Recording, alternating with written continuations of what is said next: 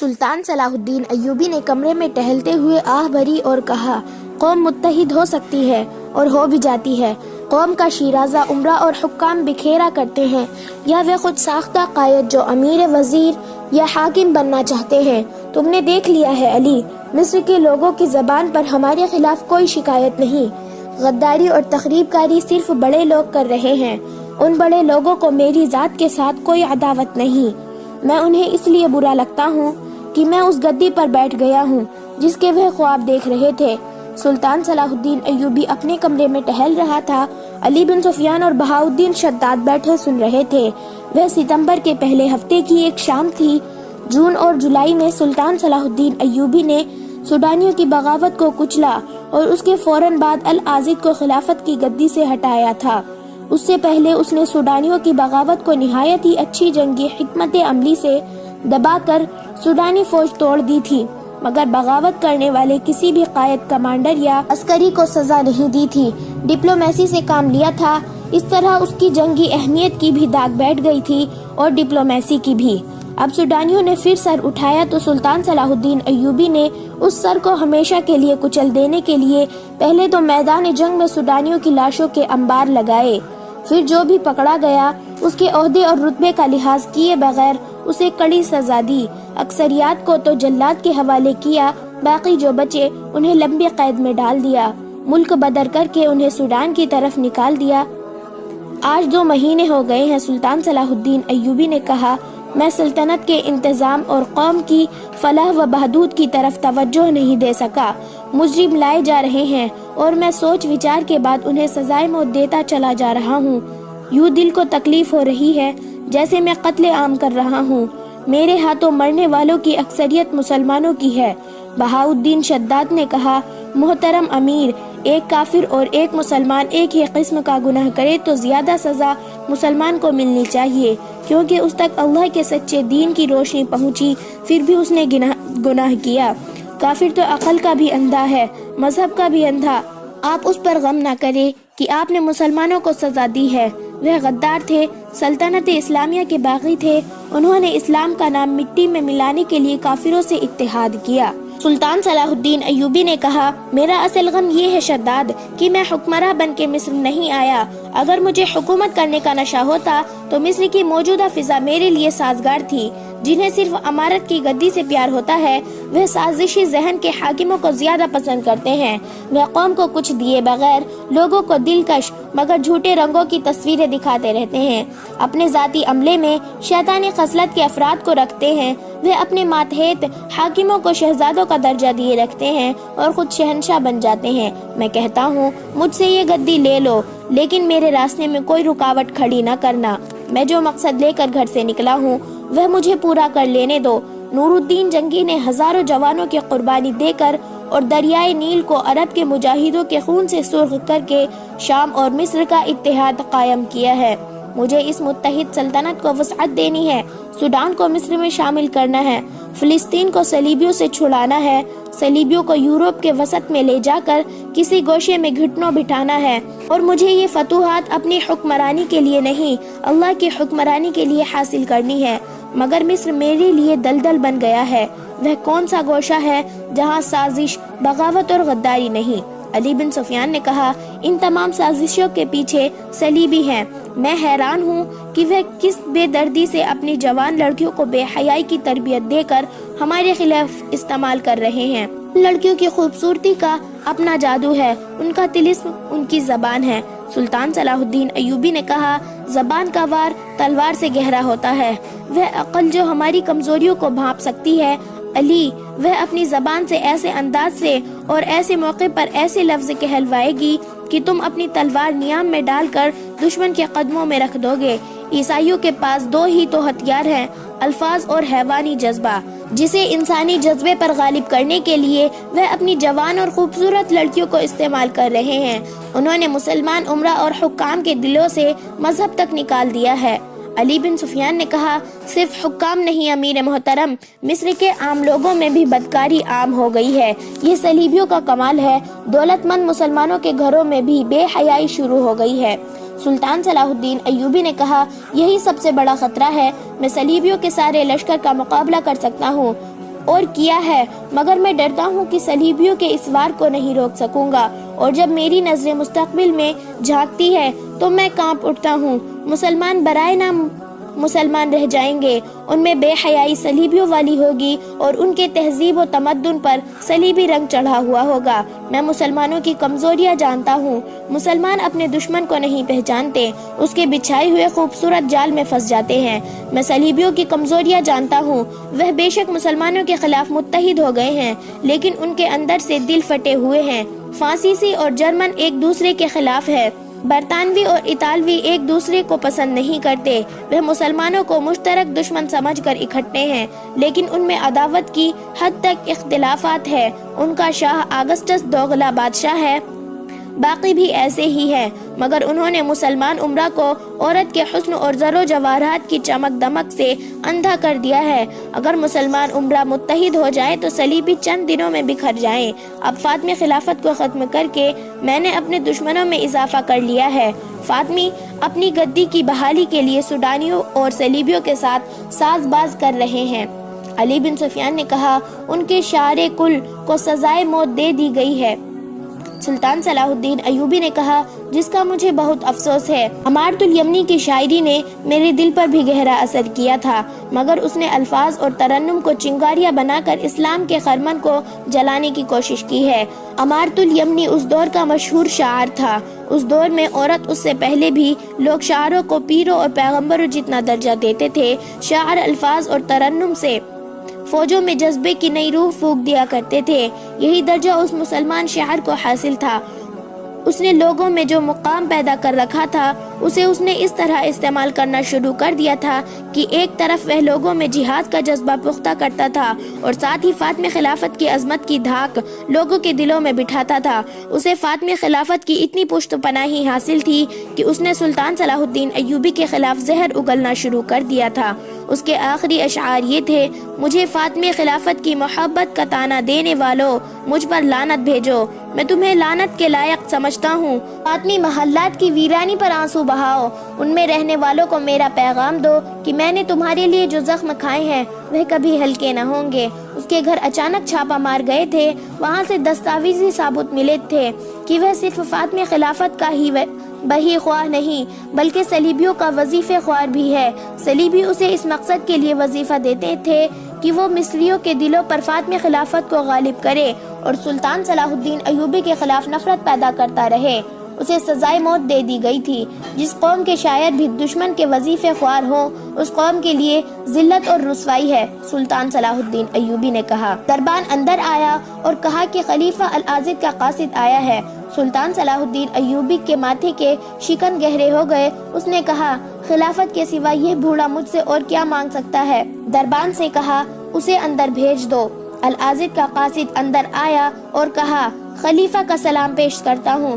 سلطان صلاح الدین ایوبی نے کہا، وہ خلیفہ نہیں ہے، 2 مہینے ہو گئے اسے معجول ہوئے، وہ اپنے محل میں قید ہے۔ قاصد نے کہا، معافی چاہتا ہوں قابل صد احترام امیر، عادت کے تحت منہ سے نکل گیا ہے۔ العازد نے بعد از سلام کہا ہے کہ بیماری نے بستر پر ڈال دیا ہے، اٹھنا مشکل محال ہے، ملنے کی خواہش ہے، اگر امیر محترم تشریف لا سکے تو احسان ہوگا۔ سلطان صلاح الدین ایوبی نے بے قراری سے اپنی ران پر ہاتھ مارا اور کہا، وہ مجھے بلا رہا ہے کیونکہ وہ ابھی تک اپنے آپ کو خلیفہ سمجھتا ہے۔ قاصد نے کہا، نہیں امیر مصر، ان کی حالت بہت خراب ہے، محل کے طبیب نے خطرے کا اظہار کیا ہے، یہ ان کا پرانا مرض ہے جو غم اور غصے میں تیز ہو جاتا ہے، اب تو وہ اٹھنے سے معجور ہو گئے ہیں۔ قاصد نے ذرا جھجک کر کہا، انہوں نے یہ بھی کہا ہے کہ آپ اکیلے تشریف لائے، راز کی 2-4 باتیں ہیں جو کسی دوسرے کے سامنے نہیں کی جا سکتی۔ سلطان صلاح الدین ایوبی نے کہا، انہیں بعد السلام کہنا۔ صلاح الدین ایوبی راز کی سب باتیں جانتا ہے، اب راز کی باتیں خدا سے کہنا، اللہ تمہیں معاف کرے۔ قاصد مایوس ہو کر چلا گیا۔ سلطان صلاح الدین ایوبی نے دربان کو بلا کر کہا کہ طبیب کو بلاؤ۔ اس نے علی بن سفیان اور بہاؤالدین شداد سے کہا، اس نے مجھے اکیلا آنے کو کہا ہے، کیا اس میں کوئی چال نہیں؟ کیا میرا خدشہ غلط ہے کہ مجھے محل میں بلا کر میرا کام تمام کرنا چاہتا ہے؟ اسے مجھ پر اوچھا وار کرنا چاہیے، اسے حق حاصل ہے۔ شداد نے کہا اور علی بن سفیان نے تائید کی، آپ نے اچھا کیا، نہیں گئے۔ طبیب آ گیا تو سلطان صلاح الدین ایوبی نے اسے کہا آپ العازد کے پاس چلے جائیں، میں جانتا ہوں وہ بہت مدت سے بیمار ہے، معلوم ہوتا ہے اس کا طبیب مایوس ہو گیا ہے، آپ جا کر دیکھیں اور اس کا علاج کریں، یہ بھی ہو سکتا ہے کہ وہ بیمار نہ ہو، اگر ایسا ہے تو مجھے بتائیں۔ سابق خلیفہ العازد کو اسی محل میں رہنے کی اجازت دے دی گئی تھی جو اس کی خلافت کی گدی تھی۔ اس محل کو اس نے جنت بنا رکھا تھا، حرم پردیس کی خوبصورت عورتوں سے پر رونق تھا، لونڈیوں کا ہجوم الگ تھا، سینکڑوں محافظوں کا دستہ مستعد رہتا تھا، فوجی کمانڈر حاضری میں کھڑے رہتے تھے۔ سلطان صلاح الدین ایوبی کے لائے ہوئے انقلاب نے اس محل کی دنیا ہی بدل ڈالی تھی۔ خلیفہ اب خلیفہ نہیں تھا، محل میں عیش و عشرت کا تمام سامان جیوں کا تیوں رہنے دیا گیا، فوجی کمانڈر اور محافظ دستے کو وہاں سے ہٹا دیا گیا تھا، فوج کا ایک دستہ اب بھی وہاں نظر آتا تھا، مگر یہ العازد کا محافظ نہیں، پہرے دار تھا۔ خلافت کا محل چونکہ سازشوں کا مرکز تھا، اس لیے اب وہاں پہرا لگا دیا گیا تھا۔ العازد اب اپنے محل میں قیدی تھا، وہ بوڑھا تھا اور دل کے مرض کا مریض تھا۔ خلافت چھین جانے کا غم، بڑھاپا، شراب اور عیش و عشرت نے اسے بستر پر ڈال دیا تھا۔ چند دنوں میں وہ لاش کی مانند ہو گیا تھا۔ اس کی تیمارداری کے لیے 2 ادھیڑ عمر عورتیں اور ایک خادم اس کے کمرے میں موجود تھی۔ العازد آنکھ کھولتا، انہیں دیکھتا اور آنکھیں بند کر لیتا تھا۔ محل کا طبیب اسے دوائی پلا گیا تھا۔ 2 جوان لڑکیاں کمرے میں آئی، یہ العازد کے حرم کی رونق تھی۔ ان میں سے ایک نے خلیفہ کا ہاتھ اپنے ہاتھ میں لیا اور اس پر جھک کر صحت کا حال پوچھا، دوسری نے العازد کا چہرہ دونوں ہاتھوں میں تھام کر اسے صحتیابی کی دعا دی۔ دونوں لڑکیوں نے ایک دوسرے کی آنکھوں میں دیکھا اور ایک نے کہا آپ آرام فرمائیں، ہم آپ کو بے آرام نہیں کریں گے۔ دوسری نے کہا ہم ہر وقت ساتھ والے کمرے میں موجود رہتی ہیں، بلا لیا کرے، اور دونوں کمرے سے نکل گئی۔ العازد نے کراہ کر لمبی آہ بھری اور اپنے پاس کھڑی ادھیڑ عمر عورتوں سے کہا یہ دونوں لڑکیاں میری تیمارداری کے لیے نہیں آئی تھی، یہ دیکھنے آئی تھی کہ میں کب مر رہا ہوں۔ میں جانتا ہوں انہوں نے اپنی دوستیاں لگا رکھی ہے، یہ گدھ ہیں، میرے مرنے کا انتظار کر رہی ہیں، ان کی نظر میرے مال اور دولت پر ہے۔ تم تینوں کے سوا یہاں میرا ہمدرد کون ہے؟ کوئی نہیں، کوئی بھی نہیں۔ فاطمی خلافت کے نعرے لگانے والے کہاں گئے؟ اس نے دل پر ہاتھ رکھ لیا اور کروٹ بدل لی، وہ تکلیف میں تھا۔ اتنے میں قاصد کمرے میں آیا اور کہا امیر مصر نے آنے سے انکار کر دیا ہے۔ العازد نے کراہنے کے لہجے میں کہا وہ بدنصیب صلاح الدین میرے مرنے سے پہلے ایک بار تو آ جاتا۔ صدمے نے اس کی تکلیف میں اضافہ کر دیا۔ اس نے نفیس آواز میں رک رک کر کہا اب تو میری لونڈیاں بھی میرے بلانے پر نہیں آتی، امیر مصر کیوں آئے گا؟ مجھے گناہوں کی سزا مل رہی ہے، میرے خون کے رشتے بھی ٹوٹ گئے ہیں، ان میں سے بھی کوئی نہیں آیا، وہ میرے جنازے پر آئیں گے اور محل میں بھی جو ہاتھ لگے گا اٹھا کر لے جائیں گے۔ وہ کچھ دیر کراہتا رہا۔ دونوں تیماردار عورتیں پریشانی کی حالت میں اس کی باتیں سنتی رہی۔ ان کے پاس تسلی اور حوصلہ افزائی کے لیے بھی جیسے کوئی الفاظ نہیں رہے تھے۔ ان کے چہروں پر خوف ستاری تھا، جیسے وہ خدا کے اس قہر سے ڈر رہی تھی جو بادشاہ کو گدھا اور امیر کو فقیر بنا دیتا ہے۔ دونوں نے چونک کر دروازے کی طرف دیکھا۔ ایک سفید ریش بزرگ کھڑا تھا۔ وہ ذرا رک کر اندر آیا اور العازد کی نبض پر ہاتھ رکھ کر کہا السلام علیکم، میں امیر مصر کا طبیب خاص ہوں، انہوں نے مجھے آپ کے علاج کے لیے بھیجا ہے۔ العازد نے کہا کیا امیر مصر میں اتنی سی بھی مروت نہیں رہی کہ آ کے مجھے دیکھ جاتا؟ میرے بلانے پر بھی نہیں آیا۔ طبیب نے کہا اس کے متعلق میں کچھ نہیں کہہ سکتا، انہوں نے مجھے آپ کے علاج کے لیے بھیجا ہے۔ میں یہ کہنے کی جرت ضرور کروں گا کہ اتنے بڑے واقعے کے بعد جس میں باقاعدہ جنگ ہوئی اور ہزاروں جانیں ضائع ہو گئی، امیر مصر شاید یہاں نہیں آئیں گے۔ انہیں آپ کی صحت کی فکر ضرور ہے، ایسا نہ ہوتا تو وہ مجھے آپ کے علاج کا حکم نہ دیتے۔ اس حالت میں آپ ایسی کوئی بات ذہن میں نہ لائے جو آپ کے دل کو تکلیف دیتی ہے، ورنہ علاج نہیں ہو سکے گا۔ العازد نے کہا میرا علاج ہو چکا، میرا ایک پیغام غور سے سن لو، صلاح الدین ایوبی کو لفظ بلفظ پہنچا دینا، میری نبض سے ہاتھ ہٹا لو، میں اب دنیا کی حکمت اور تمہاری دوائیوں سے بے نیاز ہو چکا ہوں۔ سنو طبیب، صلاح الدین ایوبی سے کہنا کہ میں تمہارا دشمن نہ تھا، میں تمہارے دشمنوں کے جال میں آ گیا تھا، یہ بدقسمتی میری ہے یا صلاح الدین ایوبی کی کہ میں اپنے گناہوں کا اعتراف اس وقت کر رہا ہوں جب میں ایک گھڑی کا مہمان ہوں۔ صلاح الدین ایوبی سے کہنا کہ میرے دل میں ہمیشہ تمہاری محبت رہی ہے اور تمہاری محبت کو ہی دل میں لیے دنیا سے رخصت ہو رہا ہوں۔ میرا جرم یہ ہے کہ میں نے ذرا جواہرات اور حکمرانی کی محبت بھی اپنے دل میں پیدا کر لی جو اسلام کے اعتراف پر غالب آ گئی۔ آج سب نشے اتر گئے ہیں، وہ لوگ جو میرے پاس بیٹھا کرتے تھے وہ بیگانے ہو گئے ہیں، وہ لونڈیاں بھی میرے مرنے کی منتظر ہیں جو میرے اشاروں پر ناچا کرتی تھی۔ میرے دربار میں اڑیا رقص کرنے والی لڑکیاں مجھے نفرت کی نگاہوں سے دیکھتی ہیں۔ انسان کی سب سے بڑی غلطی یہ ہے کہ انسانوں کی باتوں میں آ کر خدا کو بھول جاتا ہے، اور یہ بھول ہی جاتا ہے کہ اسے خدا کے پاس جانا ہے جہاں کوئی انسان کسی انسان کے گناہوں کا بوجھ نہیں اٹھا سکتا۔ ان کمبختوں نے مجھے خدا بنا ڈالا، مگر آج جب حقیقی خدا کا بلاوا آیا ہے تو مجھ پر حقیقت روشن ہو گئی ہے۔ میں نے اس کو نجات کا ذریعہ سمجھا ہے کہ اپنے گناہوں کا اعتراف کر لوں اور سلطان صلاح الدین ایوبی کو ایسے خطروں سے خبردار کرتا جاؤں جن سے وہ شاید واقف نہیں۔ اسے کہنا کہ میرے محافظ دستے کا سالار رجب زندہ ہے اور سوڈان میں کہیں روپوش ہے۔ وہ مجھے بتا کر گیا تھا کہ فاطمی خلافت کی بحالی کے لیے وہ سوڈانیوں اور قابل اعتماد مصریوں کی فوج تیار کرے گا اور وہ صلیبیوں سے جنگی اور مالی امداد لے گا۔ سلطان صلاح الدین ایوبی سے کہنا کہ اپنے محافظ دستوں پر نظر رکھے، اکیلا باہر نہ نکلے، رات کو زیادہ محتاط رہے کیونکہ رجب نے فدائیوں کے ساتھ ایوبی کے قتل کا منصوبہ بنا لیا ہے۔ اسے کہنا کہ مصر تمہارے لیے آگ اگلنے والا پہاڑ ہے، تم جنہیں دوست سمجھتے ہو وہ بھی تمہارے دشمن ہیں، اور وہ جو تمہاری آواز کے ساتھ آواز ملا کر وسیع سلطنت اسلامیہ کے نعرے لگاتے ہیں ان میں بھی صلیبیوں کے پالے ہوئے سانپ موجود ہے۔ تمہارے جنگی شعبے میں فیض الفاطمی بڑا حاکم ہے، مگر تم نہیں جانتے کہ وہ تمہارے مخالفین میں سے ہے، وہ رجب کا دست راست ہے۔ تمہاری فوج میں ترک، شامی اور دوسرے عربی نسل کے جو کمانڈر اور سپاہی ہیں ان کے سوا کسی پر بھروسہ نہ کرنا، یہ سب تمہارے وفادار اور اسلام کے محافظ ہے۔ مصری فوجیوں میں قابل اعتماد بھی ہے اور بے وفا بھی۔ تم نہیں جانتے کہ تم نے جب سوڈانی لشکر پر فیصلہ کن حملہ کیا تھا تو حملہ ور دستوں میں 2 دستے کے کمانڈر تمہاری چال کو ناکام کرنے کے لیے تمہاری ہدایت اور احکام پر غلط عمل کرنا چاہتے تھے، لیکن تمہارے ترک اور عرب سپاہیوں میں جوش اور جذبہ ایسا تھا کہ اپنے کمانڈروں کے حکم کا انتظار کیے بغیر وہ سوڈانیوں پر قہر بن کر ٹوٹے، ورنہ یہ 2 کمانڈر جنگ کا پاسا پلٹ کر تمہیں ناکام کر دیتے۔ العزیز مری مری آواز میں رک رک کر بولتا رہا۔ طبیب نے اسے 1-2 مرتبہ بولنے سے روکا تو اس نے ہاتھ کے اشارے سے اسے چپ کرا دیا۔